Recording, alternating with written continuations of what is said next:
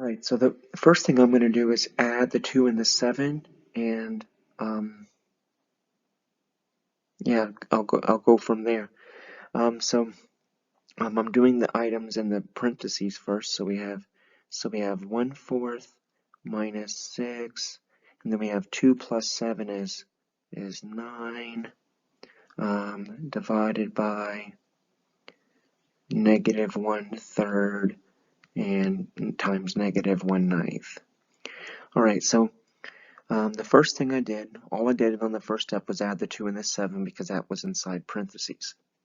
Now at this point, all we have left is a subtraction, between the 1/4 and the 6th, and then from then a bunch of multiplication, and there is a division here.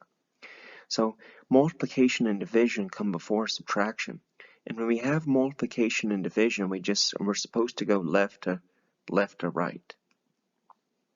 So in the next step, all I'm going to do is multiply the 6 and the 9, which is 54. Everything else I'm just copying for now. Right?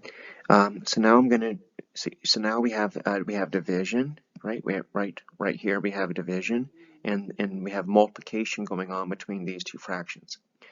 Well, so with division and multiplication, we just go left and right. So the next thing I need to do is do the negative 54 divided by the negative 1/3. So it's going to be 1/4. A negative divided by a negative will be positive. So negative 54 divided by negative 1/3 will be positive something. So, but off to the side, let's figure out what 54 divided by 1/3 is. So what I can do is change it to multiplication and then flip. And so this is basically just 54 times 3, which is 162.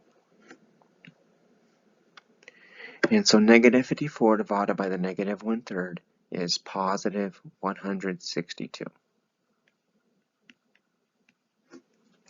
Alright, now I need to multiply the 162 by the negative 1/9. Right, so over here on the side we have 162 times negative 1/9. Now you can put the 1 under the 162 if you wanted to, and so this is going to be negative 162 over 9, and 9 actually goes into 162 evenly.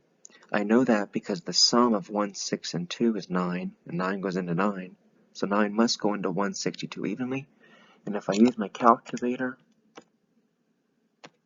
I see that it's 18, so that'll be negative 18. So we have 1/4 minus 18. Now we need to get a common denominator, so we can turn that 18 over 1, and the common denominator would be 4. Now the first fraction already has a 4, so it'll stay the same, and so I have to multiply the 18 by 4, that'd be 72, and 1 minus 72 is negative 71. So negative 71 over 4, which doesn't reduce.